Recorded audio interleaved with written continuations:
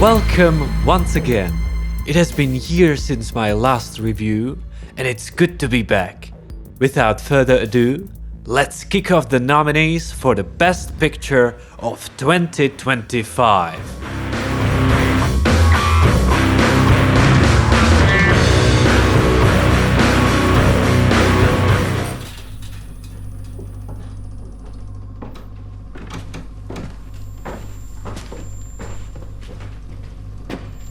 Welcome.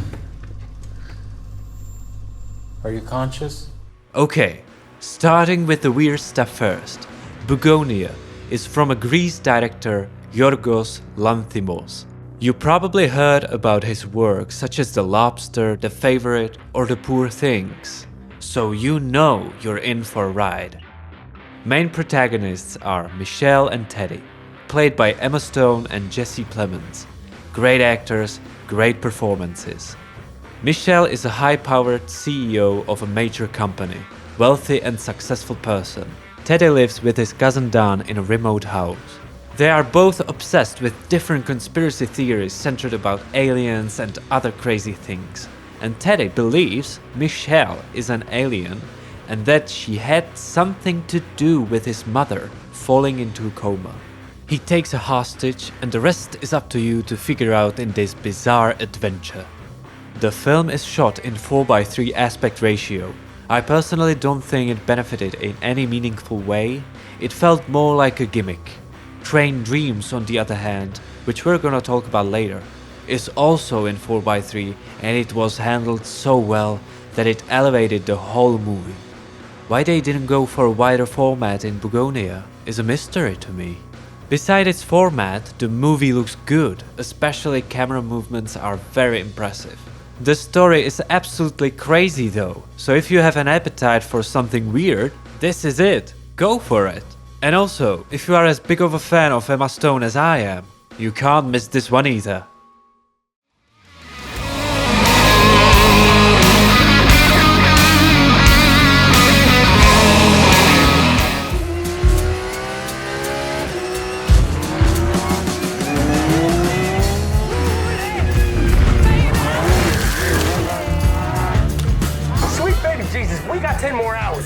Just let Sonny do his thing. F1, directed by Joseph Kosinski. After his big movie Top Gun Maverick, one could wonder where he goes next. It's of course another big event, this time in the world of Formula 1. The viewer is thrown into this fast, high-stakes adrenaline world with Brad Pitt in the driver's seat. You can't miss with actor his caliber and charisma. Another big role in the movie has Damson Idris as the young, hot-headed driver. Thankfully shine through the enormous star presence that Brad Pitt is. Core of the movie is about an outsider team that struggles. Brad Pitt is the mentor that the whole team and especially young driver desperately needed. Now let's address the elephant in the room. Are you going to enjoy it as someone who knows nothing about these races, or as a regular fan, or as a Formula 1 mega fan? I had the pleasure to see the film along with two friends of mine. One is a regular fan and the other is the perfect description of a mega fan. For me, as a person who is absolutely oblivious to this kind of stuff, I had a great time. It was a thrill getting the taste of sitting in the driver's seat. I felt immersed in the races, the way it was shot and edited from real-life events made it special. Story on the other hand could be a bit stronger. The biggest gripe for me is the love story arc. It felt kind of flat. From a perspective of a regular F1 fan, you will enjoy it too. You'll see your favorite teams, maybe some of your favorite tracks, and you could even see a famous face or two. But a mega fan side is a trickier one. As you'd imagine, you'll be constantly analyzing every frame of a racetrack. You'll be thinking non-stop about the rules and what is real and what is not, so you will be immediately thrown off by a CGI effect or some inaccurate information or a broken rule. So be aware, what is an entertaining thrill for one viewer, the other could roll his eyes in disappointment.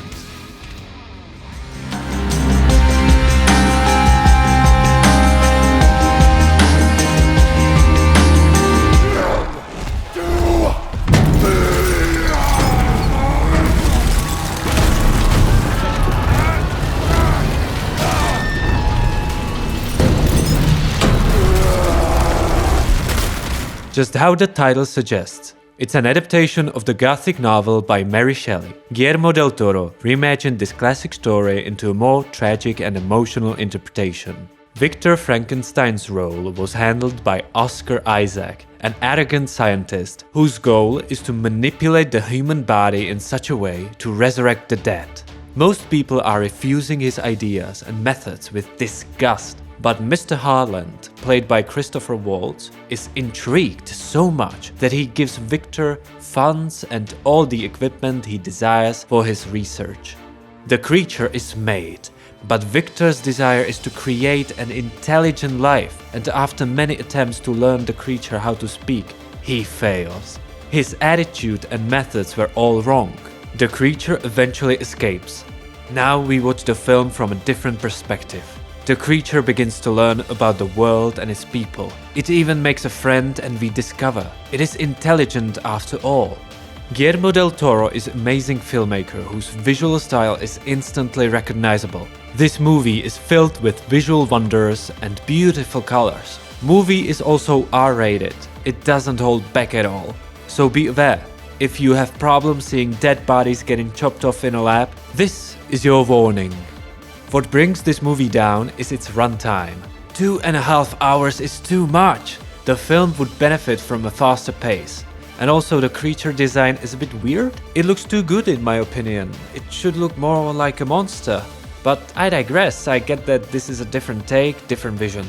This movie still rocks though.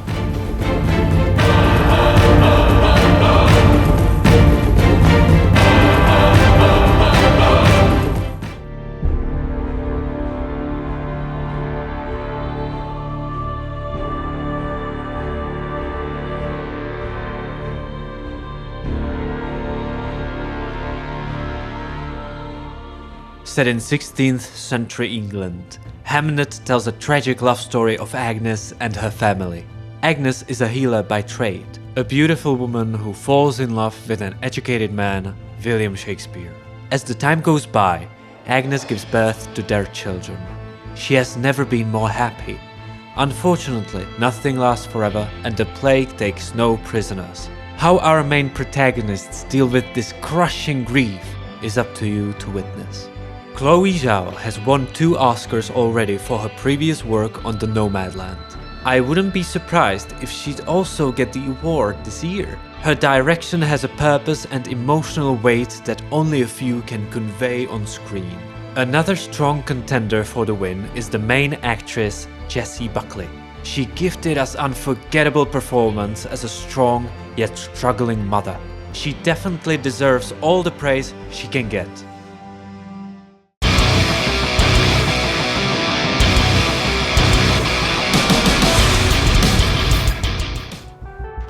Let me ask you something.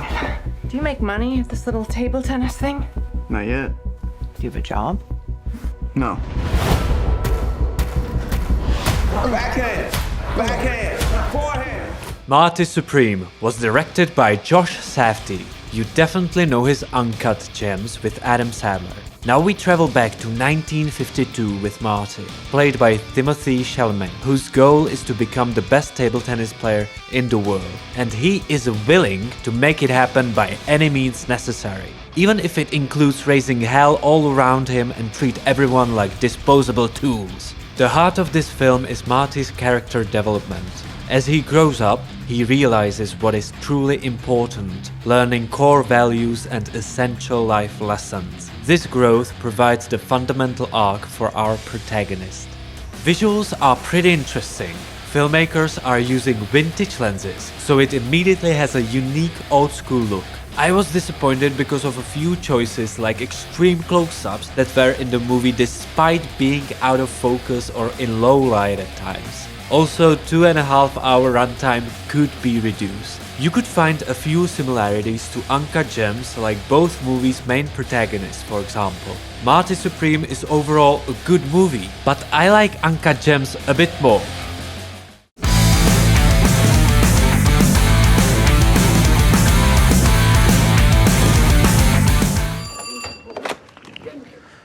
Yeah. Bob, Who's this? we have trouble ahead, and the road isn't clear. Wait, excuse me? Who is this? Who is this? I need the greeting code, Bob. Oh, fuck. I'll say this right off the bat. One battle after another is my favorite of the bunch. This is the best Paul Thomas Anderson movie, period. His original direction and vision pulls the viewer right into the character's shoes. Every emotion, gesture, or a simple thought are clearly seen on the screen thanks to everyone who worked on the film. Actors are putting memorable performances on screen to a point that it's not a performance anymore, it's something else. Leonardo DiCaprio and Sean Penn are both frontrunners for the award. Story follows washed-up revolutionary Bob, who lives in a state of stoned paranoia, living off-grid with his daughter Willa. Willa goes missing just as his evil nemesis shows up after 16 years. Now Bob has to put down the pot and start fighting again. Everything comes together nicely. Cinematography, acting, music, camera, script, it feels special. The movie keeps your attention throughout its beefy runtime of 2 hours and 40 minutes. Editing is right on the point. And if you love dark comedy, you're in the right place. Comedy bits and pieces are sprinkled throughout the film, mainly from DiCaprio's character himself. It is not right on the nose though. Comedy walks a fine line, a perfect balance in a serious story.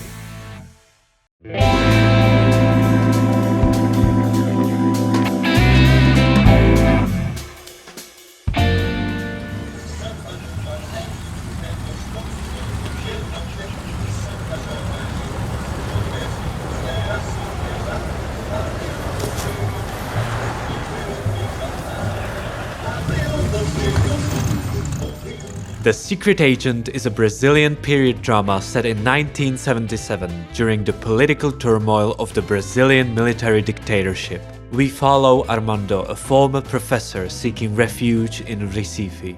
It may seem like a good town to hide at first, but the situation takes a dark turn.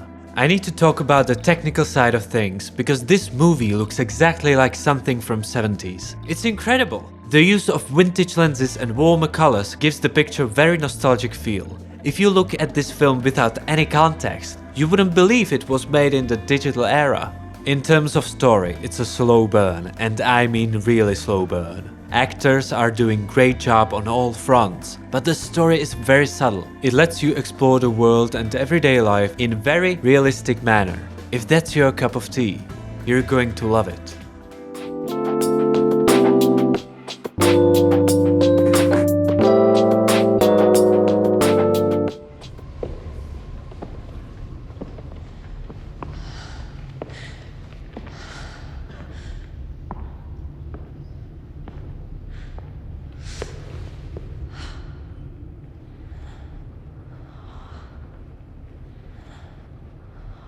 Sentimental Value is a Norwegian drama. Its main focus is on a relationship between two sisters Nora and Agnes and their father Gustav, who's portrayed by Stellan Skarsgård. Nora is a theater actress.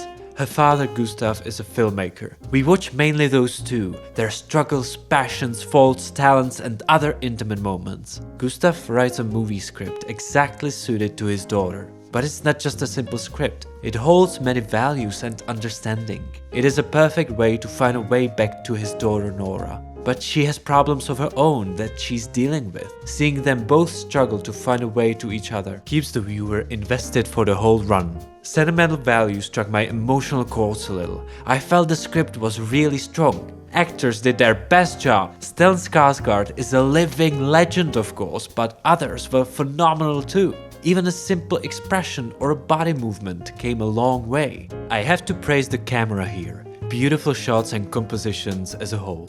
It was really nice to look at. There were scenes where the wide aperture was used that looked stunning, and thankfully it wasn't overused. Similar movies tend to use wide aperture a lot to a point that it does more harm than good. I would say Sentimental Value has a clever use of depth of field. It doesn't hold back the visuals, but further supports it, along with the story and emotions. Blue sky above me, the oceans roar, can't mend the faded wreckage of man.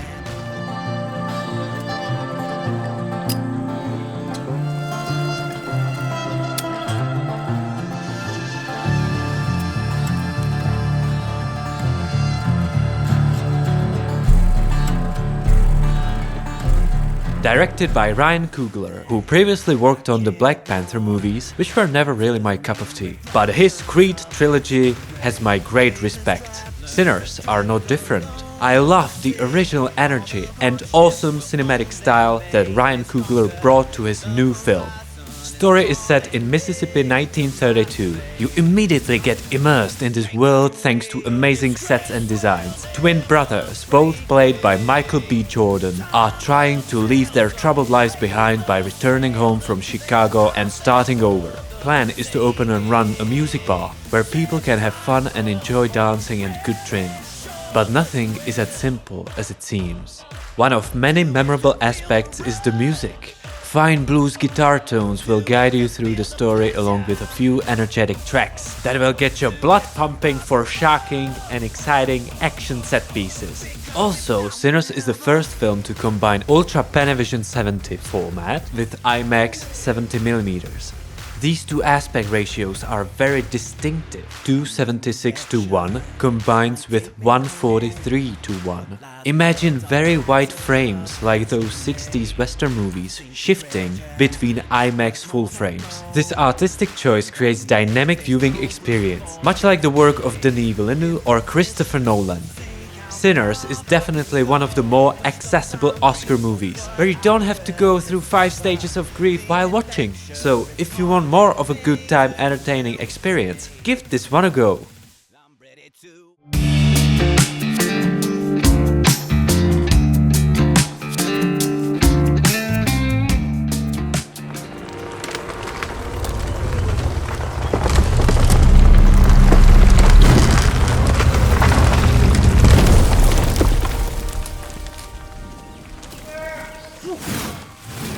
And the award for Best Cinematography goes to Train Dreams. Every scene, every frame is a beautiful photograph, amazing colors, perfect composition, great lighting. It feels more like a gallery than a movie. Train Dreams is the best looking movie this year. 4:3 aspect ratio is used to push the visuals into this beautiful canvas, taking all advantages this format offers, making it further look like a photo exhibition. Visual effects are also supreme. There is a forest fire scene, and it just looks so real. My mind is blown. Story follows a really hard-working man, Robert. He builds a cabin in the woods by the river for his wife and a kid. One of his regrets is having to travel far for work, causing him to miss a portion of his daughter's early life. Through his eyes, we see the world during the first decades of the 20th century up until the end of 60s. These times are depicted with care and a certain beauty, like a quiet moments of lying in the grass, falling asleep in an old tent from Civil War, or being on a family photo shoot. These moments give Train Dreams its character. It is ultimately a slice of life movie experience. When watching the film, you will get emotionally invested in Robert's character and live his life with him. I'm certain the story will leave a lasting impression on you. And that's a wrap! Thank you to every one of you, even those who did not stick until the end. I appreciate every engagement. See you next time!